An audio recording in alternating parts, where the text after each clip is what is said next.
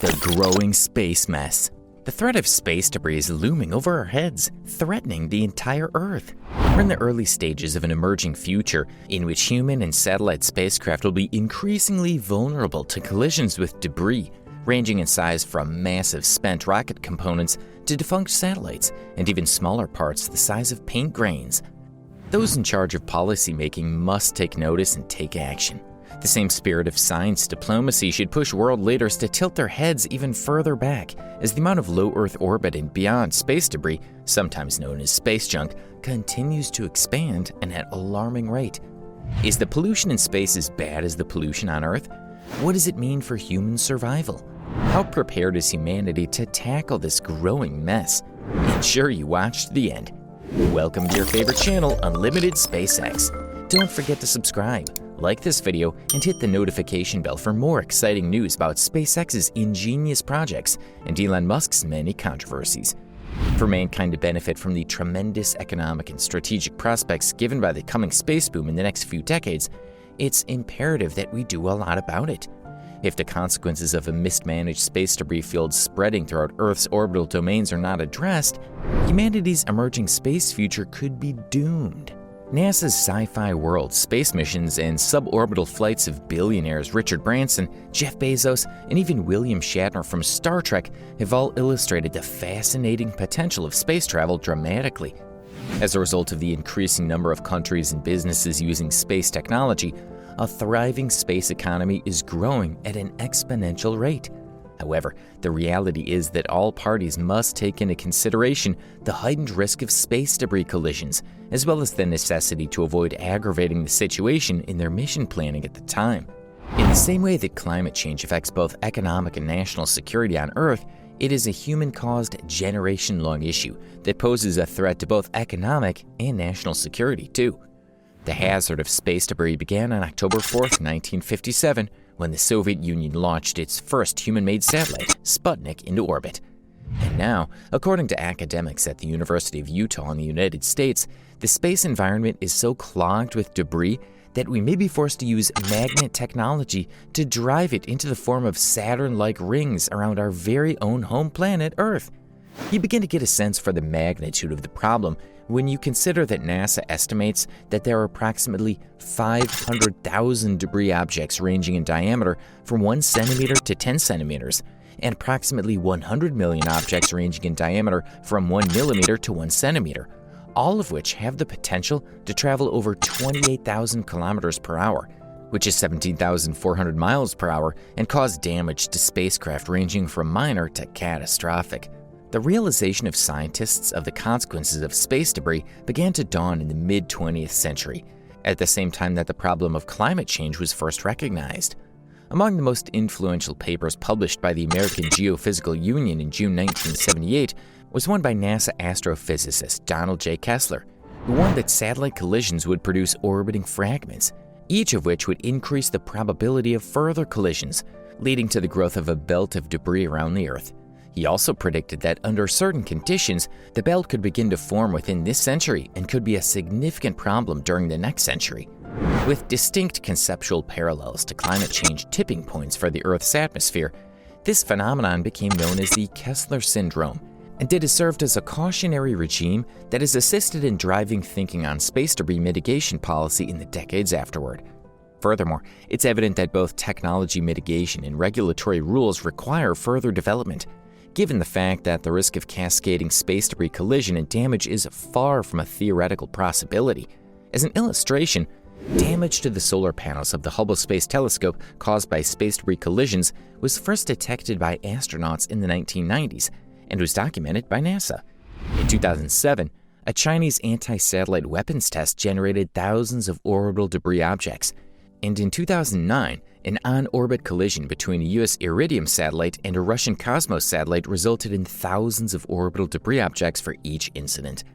The ever-increasing amount of space junk can be a serious danger to both unmanned and manned spacecraft. Several fragments can injure or even kill astronauts. During a near light-speed collision on November 15, 2021, 7 astronauts from the International Space Station were forced to take shelter in their transportation spacecraft while ground control and the Department of Defense work together to assess or avoid debris. A satellite buildup is the most likely explanation for the debris. It's hoped that through testing in-orbit debris removal technology, the Space Force will be able to solve more general space trash challenges in low Earth orbit. Our vision in this partnership is to aggressively explore those capabilities today, and note that we and others can purchase them as a service in the future, said Space Force Vice Chief of Space Operations Lieutenant General David Thompson. There are over 20,000 pieces of trackable space debris, but the Space Force is also concerned about smaller objects that cannot be tracked, such as screws or flecks of paint. Also, several near misses with SpaceX's Starlink constellation have been reported in recent months, prompting industry representatives to warn about the rise of large satellite constellations. Lieutenant General David Thompson added that, "Our goal through Orbital Prime is to partner with innovative minds in the industry, academia, and research institutions to advance and apply state-of-the-art technology and operating concepts in the area of debris mitigation and removal."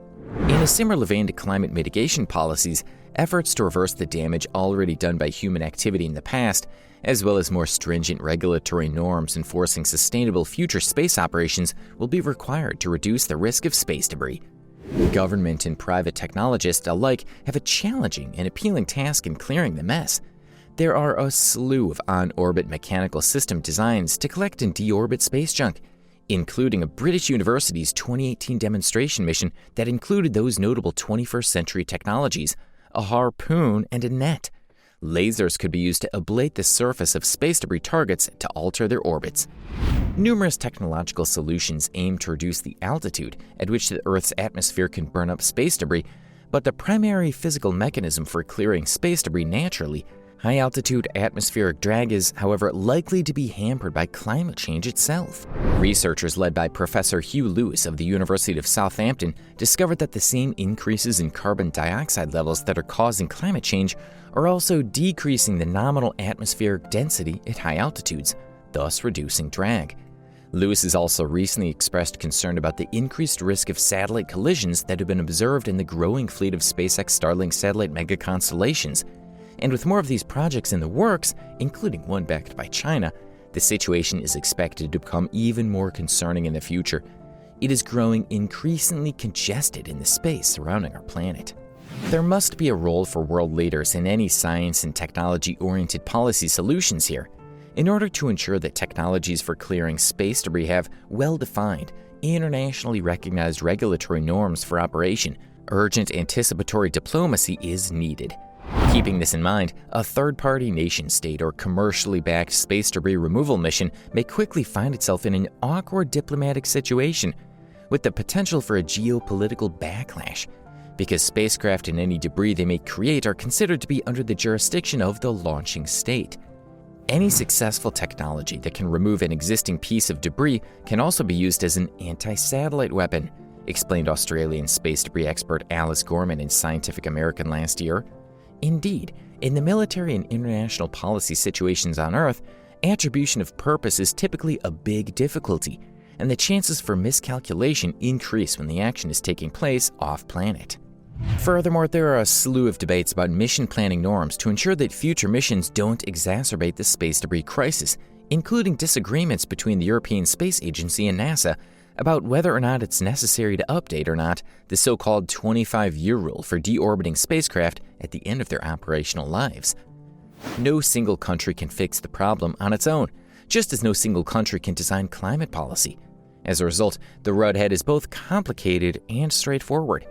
In order to keep up with the expansion of human activity in space, diplomats must prioritize the development of space debris mitigation norms, communication channels, and technological solutions on the active foreign policy agenda. Thank you for watching, and hopefully we'll see you soon at our next video.